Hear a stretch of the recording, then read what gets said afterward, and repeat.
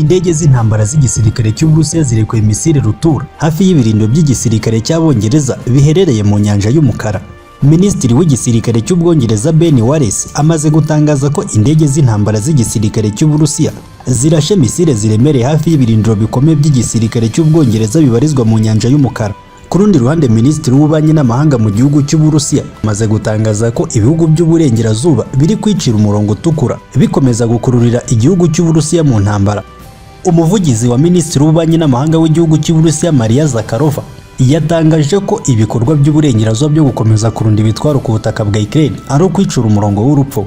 Yagize ati ibihugu by'uburengerazuba biri mu marushanwa yo kurunda ibitwaro ku butaka bwa Ukraine, bohereza bimwe mu bitwaro bikomeye gutoza igisirikare cya Ukraine ndetse n'indi migambi mibisha igambiriye gusenya igihugu cy'Uburusiya, ndetse no gutanga amasomo y'intambara no gufasha igisirikare cya Ukraine kwataka Uburusiya. Ibi byose ni uguca umurongo w'urupfu.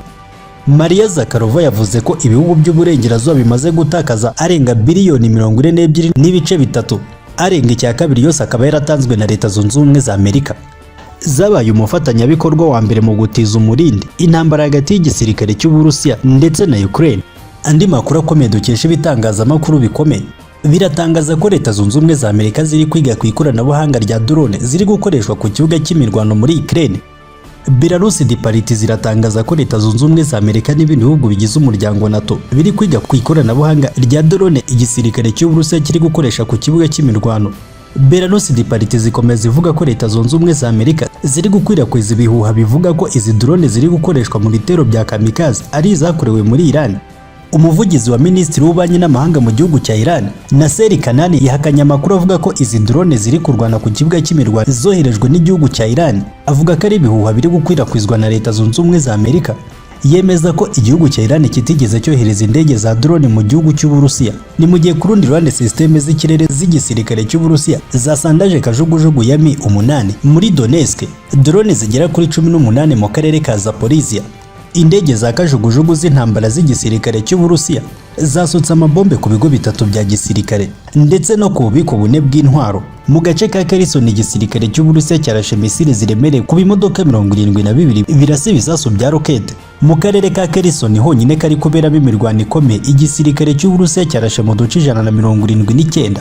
Igisirikare cy'Uburusiya cyamaze kwirukana burundu inkozi z'ibibi mu duce twa Kramatorsk, Seversk, Kirovisk, muri Donetsk mu gace ka Novaya ndetse no muri Kherson.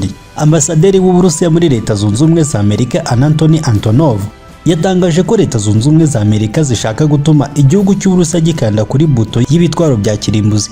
Yavuze ko ibikorwa bya Leta Zunze Ubumwe za Amerika bishobora gutuma igisirikare cy'Uburusiya gifata umwanzuro ukomeye nyuma y'ubushotoranyi bukomeye buri gukorwa n'ibihugu by'uburengerazuba biyobowe na Leta Zunze Ubumwe za Amerika byo gukomeza gukururira igisirikare cy'Uburusiya mu ntambara no gukomeza kurunda ibitwaro ku butaka bwa Ukraine, bakomeza gutanga ibikenewe byose kugira ngo igihugu cya Ukraine gikomeze guhangana n'ingabo z'Uburusiya. Abakomando ba nyakwa Perezida Vladimir Putin bakoze akazi gakomeye muri Kherson ubwo basubizaga ibitero inyuma by'igisirikare cya NATO. Igisirikare cya NATO gifatanyije n'abasirikare ba Ukraine bagerageje gukora ibitero bikomeye mu karere ka Kherson. Nyakwa Perezida Vladimir Putin ahita atangaza ibihe bidasanzwe. Abaturage batuye muri Kherson bimurwa bajyanwa mu Burusiya mu rwego rwo gutanga umwanya ku bakomando ba nyakwa Perezida Vladimir Putin bashakaga guhanagura inkozi z'ibibi zari zimaze kwinjira muri aka gace ka Kherson ndetse ziri kugaba ibitero byinshi byahitanye umubare munini w'abaturage.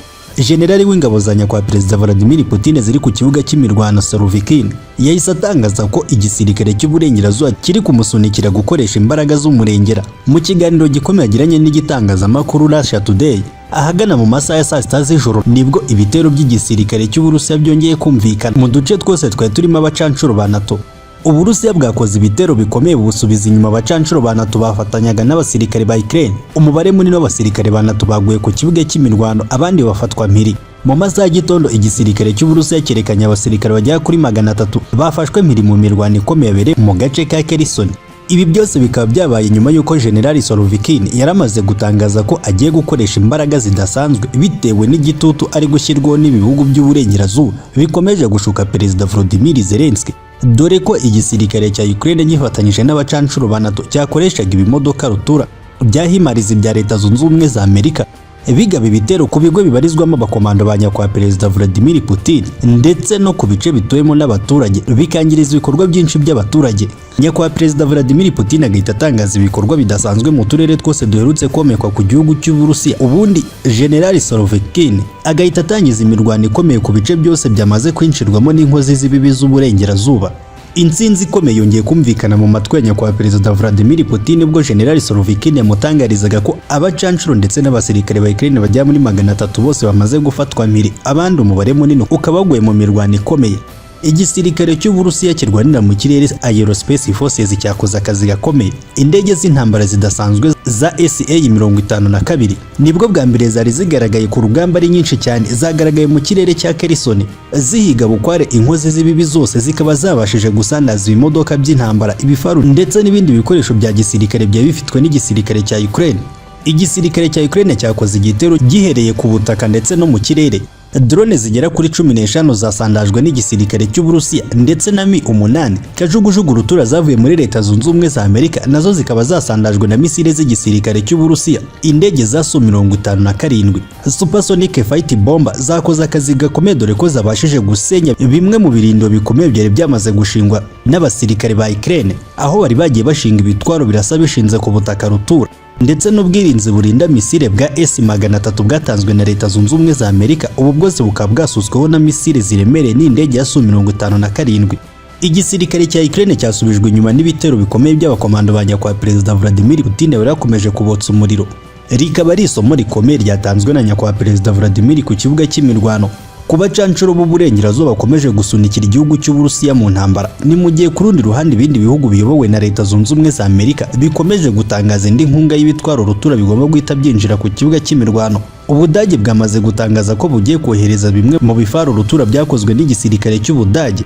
Leta Zunze Ubumwe za Amerika ari nako zivuga ko zigiye kongera izindi hamarizi ndetse na misile ziraswa n'ibi bimodoka by'intambara. Igihugu cy'Ubwongereza nacyo cyagaragaje umuhate mu gushyigikira igihugu cya Ukraine kuva ubwo nyakubahwa Perezida Vladimir Putin yatangizaga ibikorwa byihariye bya gisirikare ku butaka bwa Ukraine. Nacyo cyamaze kwemera akayabo k'amadolari agomba kugura ibitwaro biremereye bigomba kwinjira ku kibuga cy'imirwano. Ibihugu by'uburengerazuba bikomeje kurunda ibitwaro ku butaka bwa Ukraine, ari nako bibeshya isi yose bivuga ko igihugu cy'Uburusiya gifite umugambi wo kurimbura ibihugu by'uburengerazuba.